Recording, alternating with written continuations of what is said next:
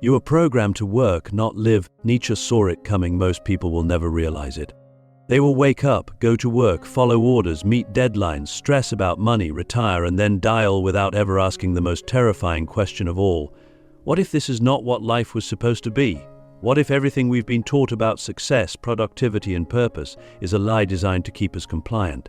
What if we weren't meant to live like this, rushing, producing, chasing, but instead we were meant to create, to question, to become? Friedrich Nietzsche saw it coming over a century ago. He warned us.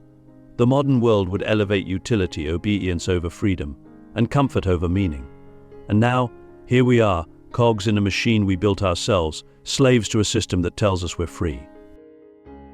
You were programmed to work, not to live. That's not just poetic, it's literal. From a young age, you were trained, not educated, to become useful. Not to yourself, but to the system. You learned how to follow rules, memorize facts, suppress emotion, and compete.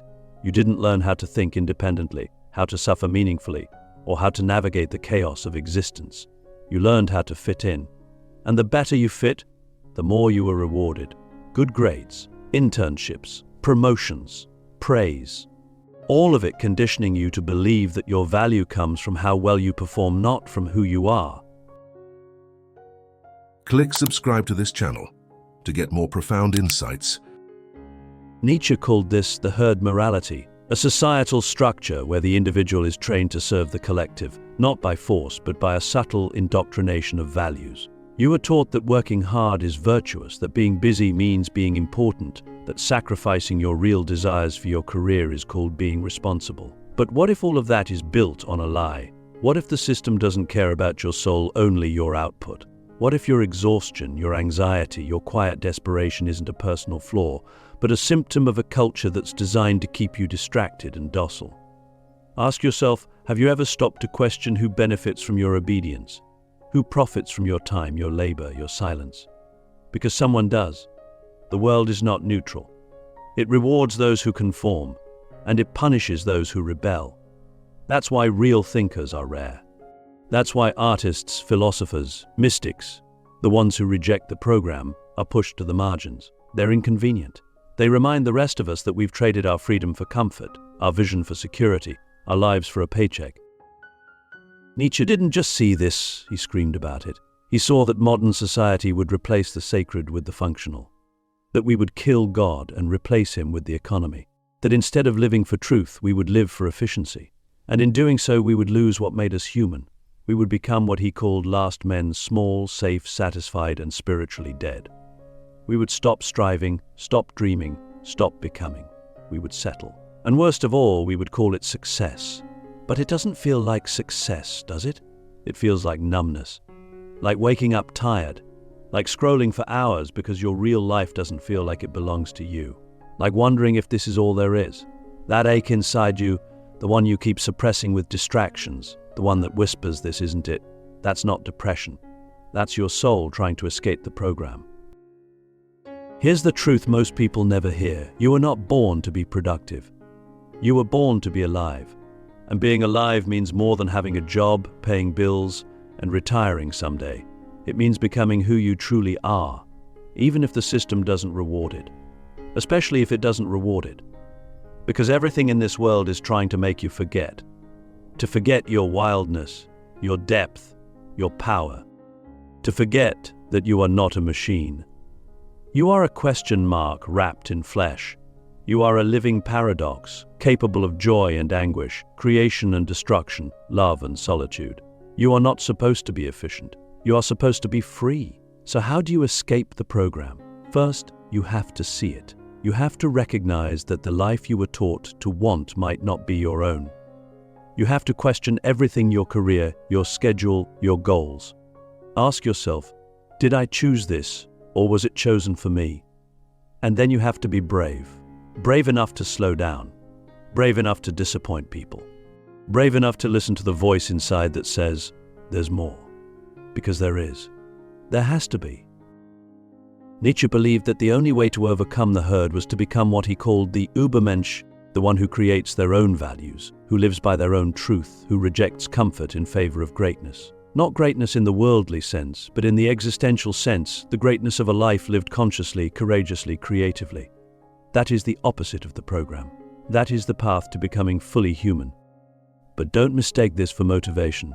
This is not about hustle. This is not about escaping one form of work for another. This is about awakening, about remembering that you are not here to play a role in someone else's script. You are here to write your own, and that will not be easy. You will be misunderstood. You will be judged. You will lose things, maybe people, maybe status, maybe your sense of certainty. But what you gain is everything. Your life, yourself, your Zool. So let me ask you the question that could change everything. What would your life look like if you stopped living like a cog and started living like a creator? The dream of the Übermensch escaping the herd and reclaiming your soul, if you've ever had that moment late at night, or in the middle of a conversation you're not really present for, where you feel a sudden disconnection from everything you're doing, as if you're watching your own life from the outside, you've already taken your first step toward breaking the program. That internal disturbance, that flicker of discomfort, is what Nietzsche would call the beginning of awakening. It's the moment the herd starts to lose its grip on you. But that's only the beginning. Because escaping the herd isn't just about rebellion, it's about becoming something more, something terrifying, something divine. This is the dream of the Übermensch. Most people misunderstand Nietzsche's Übermensch. They think it's about ego, superiority, or domination. It's not. It's about transcendence.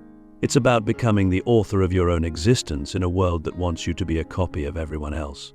The Übermensch is not someone who conquers others. The Übermensch is someone who conquers themselves. And that, Nietzsche believed, was the only way to live a truly free and meaningful life in a post-religious, post-truth, post-purpose world. Ask yourself this: who am I when no one is watching? Not the version you perform for the world, not the one optimized for likes or respect or approval, but the raw, unfiltered self that exists beneath your roles. Most people don't know how to answer that. We've been so conditioned to think of ourselves in terms of our function, our job, our status, our reputation, that we forget we were ever anything else. But Nietzsche challenges us to remember, to strip away every borrowed belief, every inherited value, every external expectation, and ask, what do I truly want to become? This is the hardest question you will ever face. Because once you ask it honestly, you can no longer hide behind society's blueprint. You can no longer blame your parents, your culture, or your circumstances. You become responsible, totally. That's the burden of the Übermensch, the burden of freedom. It's not about doing whatever you want. It's about choosing what's worth doing, and then suffering for it, sacrificing for it, dying for it if necessary. Because only then does life gain meaning, not from some external source, but from you, from your will. Nietzsche called this the will to power. Not power over others, but power over your own becoming. It is the deep existential force that drives you to shape your life into a work of art. To live not passively, not reactively, but creatively. And this is where most people fall back into the herd. Because creativity is terrifying.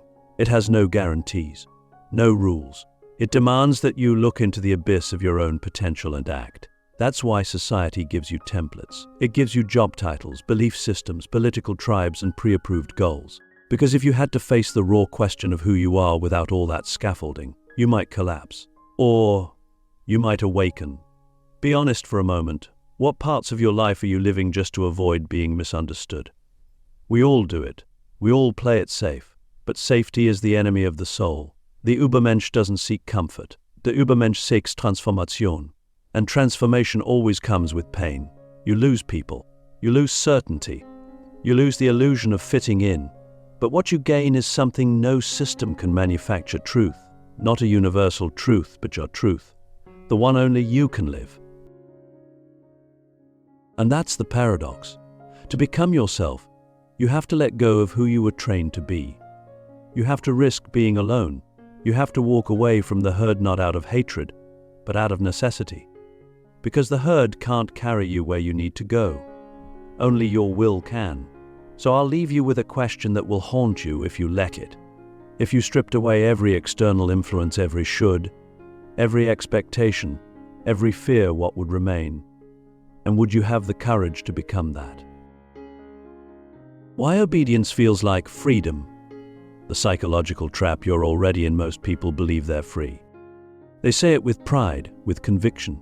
They point to their choices, the job they picked, the clothes they wear, the opinions they shout online as proof. But freedom isn't about options. It's about awareness. And here's the terrifying truth. You can feel free while being completely enslaved, not by chains or dictators, but by ideas you've never questioned. This is the genius of modern control. It doesn't oppress you, it seduces you. It doesn't beat you into submission, it flatters you into obedience. And that's exactly why Nietzsche feared this age more than any tyrannical regime. Because when obedience starts to feel like freedom, you stop resisting. You even start defending your own cage. Think about it. Why does the system work so well? Why do so many of us wake up, go to jobs we don't love, follow rules we never agreed to, and chase goals we didn't set and still call it freedom? Because we've internalized our programming. We no longer need external authority to control us. We've become our own jailers. We punish ourselves with guilt if we're not productive. We measure our worth by our output. We fear judgment if we stray too far from the norm. And we label this self-surveillance as discipline, responsibility, success. But all it really is submission in disguise. Nietzsche saw this coming. He saw that once God was dead, once the old religious structures collapsed, people wouldn't become free thinkers. They would become desperate for new masters. And those masters wouldn't be kings or priests. They would be ideologies, markets, institutions, systems that promise meaning in exchange for obedience. Capitalism, nationalism, identity politics, hustle culture. Whatever banner it flies, the logic is always the same. Submit and you'll be saved. Conform and you'll be rewarded. But the reward is always just out of reach. More money, more status, more validation. And so you keep running, never stopping to ask, wait, who started this race? This is the psychological trap we're already in. We've confused comfort with freedom. But comfort is not freedom. It's the sedative that keeps you from noticing your own chains. Real freedom is terrifying. It's the moment you realize no one is coming to save you, that there is no script, no guaranteed path. No system that can tell you who you are. It's the moment you see through the illusion of authority and realize, I have to build my own life from the ground up. And that is overwhelming. That is why most people prefer obedience. It feels safer. It feels easier. It feels like freedom, but it's not. Ask yourself, what decisions in your life have you made simply because they were expected of you? Go deeper. Your career? Your beliefs? Your lifestyle?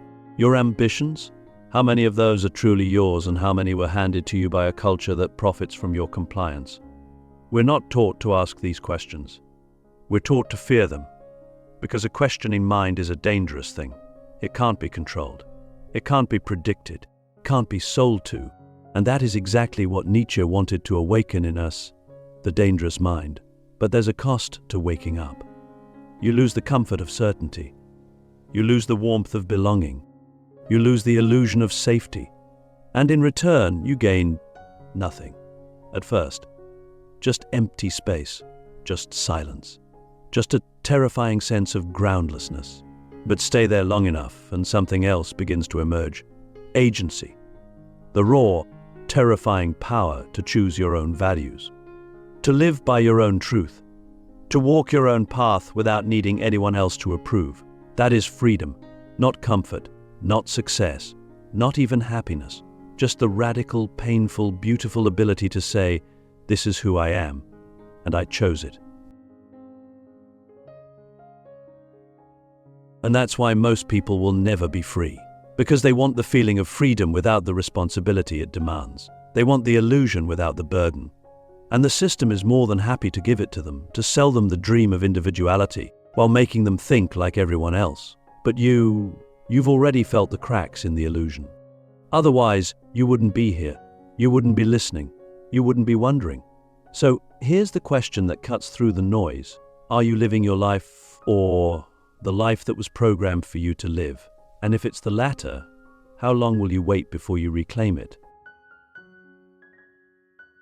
The final rebellion, creating a life the system can't understand. At some point, you realize that escaping the system isn't about fighting it head on. It's not about burning it down or screaming into the void. That's still reaction. That's still dependence. The final rebellion is far more radical. It's to live a life the system cannot understand. A life that doesn't fit into its metrics, rewards, or definitions. A life measured not by status or salary or followers, but by depth, authenticity, and inner resonance. And that's where the real challenge begins, because creating that kind of life requires a courage most people will never touch. It starts with a simple but terrifying act. To stop pretending. To stop pretending that the job fulfills you when it doesn't. To stop pretending that being busy means being important. To stop pretending that your dreams are still alive when you haven't touched them in years. This honesty is your first act of rebellion, because the system depends on your performance. It survives on your ability to fake it. Once you stop playing the role, its power over you begins to dissolve. But here's the part no one tells you. When you stop pretending, you lose everything that was holding you up. The approval, the structure, the sense of direction. You enter a kind of existential wilderness. And it's in that wilderness that the real work begins, not of building a career, but of building a life. One that reflects your truth, not the program. One that emerges from the inside out, not from the outside in. Nietzsche called this the process of self-overcoming. It's not enough to reject the herd, you must also reject the herd within you. The voice that still seeks validation.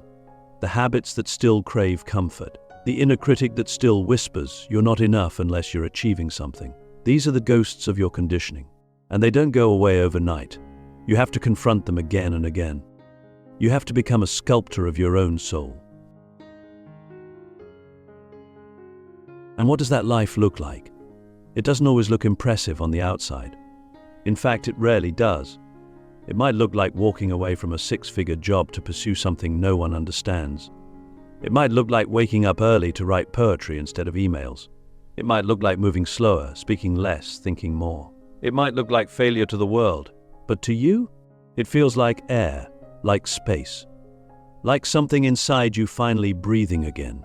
This is the kind of life the system can't co-opt. It can't monetize it, can't categorize it, can't control it. Because it's not built on fear or conformity. It's built on inner necessity, on will, on something sacred. And the people who live like this, who truly live, not perform, become beacons. Not because they preach or convert, but because they remind the rest of us that it's possible, that there is another way, that maybe we weren't born to obey, or to accumulate, or to optimize every moment, but to become. But make no mistake, this path is hard. It will cost you. People will misunderstand you. You'll doubt yourself. You'll feel alone. But if you stay with it, if you keep choosing truth over comfort, freedom over familiarity, something extraordinary happens. You begin to feel alive in a way you never did before. Not entertained, not distracted, but alive, awake, lit from the inside out. And that feeling, that's what the system can never give you. Because it doesn't come from outside, it comes from you. So ask yourself one final question, and don't rush the answer. If you died tomorrow, would your life have been yours? Or just a well-executed version of someone else's plan? Because at the end of it all, that's the only question that matters. And if the answer scares you, good. That fear is fuel. Use it. Not to conform, not to escape, but to create. Because in a world that wants you to be a worker, your greatest rebellion is to become a creator of your own life.